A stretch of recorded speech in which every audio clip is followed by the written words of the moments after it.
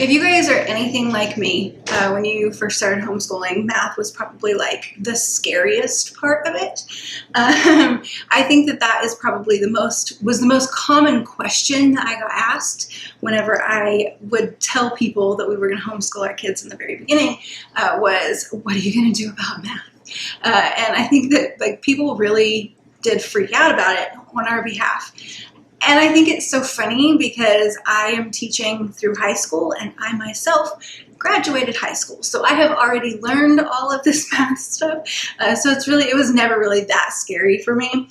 But finding a good math curriculum was pretty scary for me. I wanted to make sure and find something that was going to teach really, really well and was going to set them up for success for each additional step in their math journey. So we went through a couple of different curriculums. I'm not going to name which ones we went through, but we went through a couple of different curriculums that we did not like before we landed on the one that we do. So the curriculum that we ended up with is the Rod and Staff curriculum. I believe it is Mennonite. I could be wrong about that. I think last time I talked about it, I said that it was Amish, but people corrected me and said that it was Mennonite. They only go to school up to 8th grade, so the math only goes up to a level 8, but it does cover a lot of algebra, algebra 2, and geometry stuff going up through those levels. So I wouldn't even say that this is 8th grade math.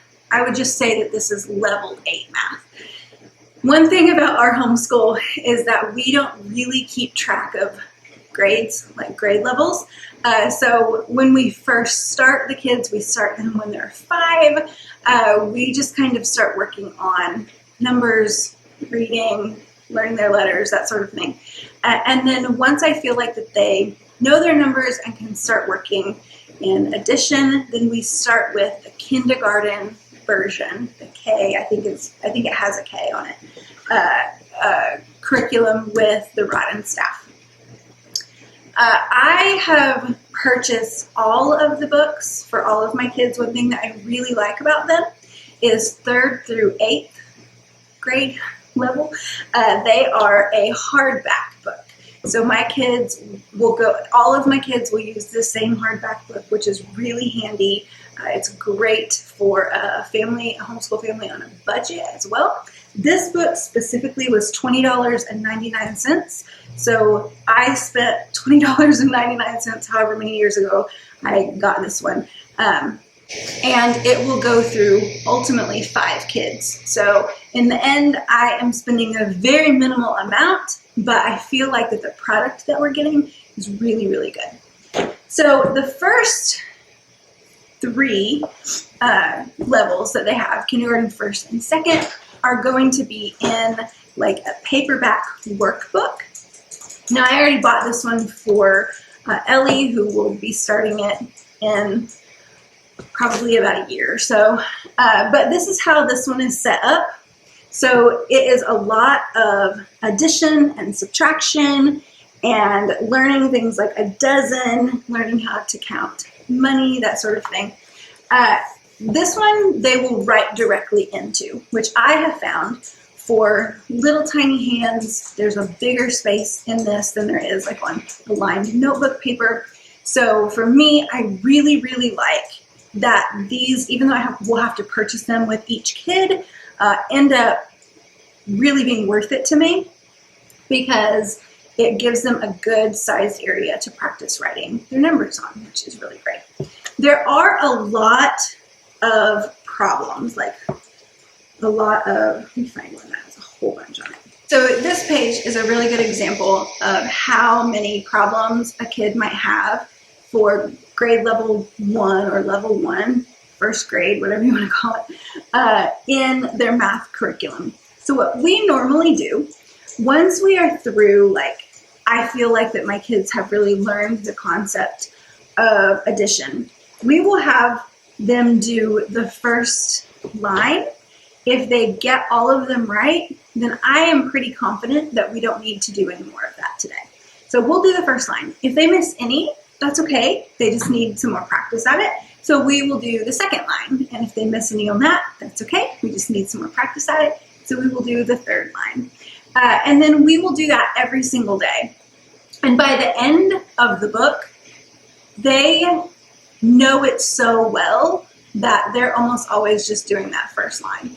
And then every couple of days, they'll introduce some sort of a new concept. So on this one, they're learning some fractions, and they're practicing counting money, that sort of thing. So there are lots of new things being introduced, even though they're doing a workbook. But a lot of this one is just on me to teach. I think that there is a teacher's edition, like a teacher's guide.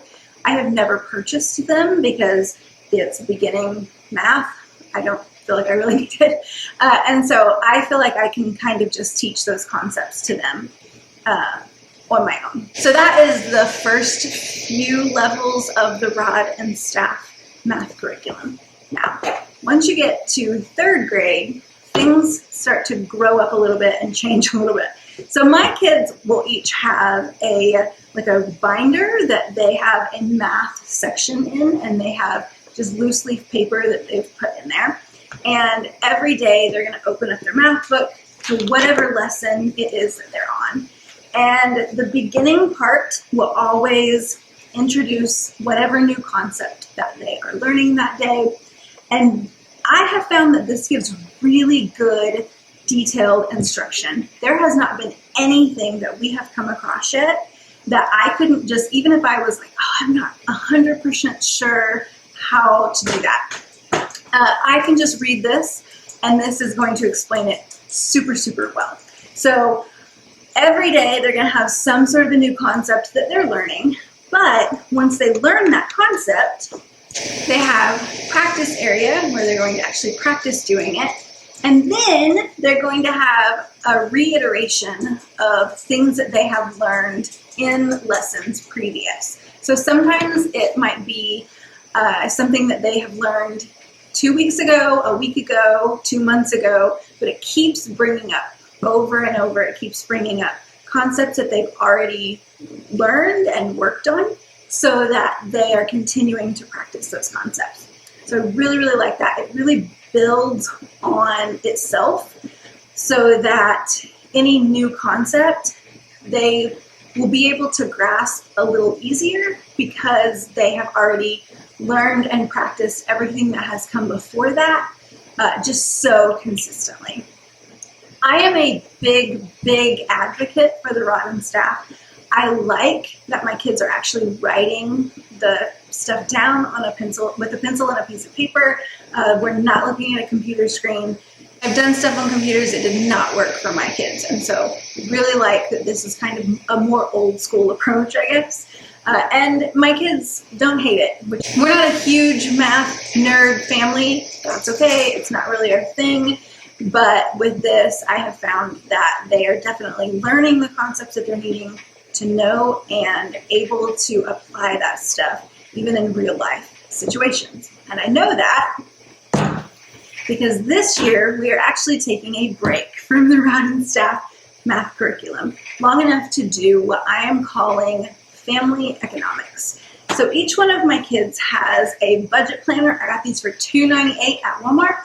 And then I ended up getting a few different ones of these books from Mardell. So this one's Budget Math, Practical Activities to Teach How to Use a Budget. So that is actually the math curriculum that we are using this year. We're kind of making it up. I'm making it up as I go along. But so far, it has been just so much fun to do. So we are using the concepts that we have learned already in the Rod and Staff to put some real world application to it. So each of my kids got a budget based on just the average income in America today. And this book has some actual stuff, charts and graphs and that sort of thing that we can actually learn some fun things through. But with their own budget, we went on Zillow, and each of them chose a house based off of what they are looking for in the area that they would like to live. And if you've never looked at Zillow, then it has an area where it has the estimated mortgage payment. So now they know how much of their monthly budget needs to go to a mortgage.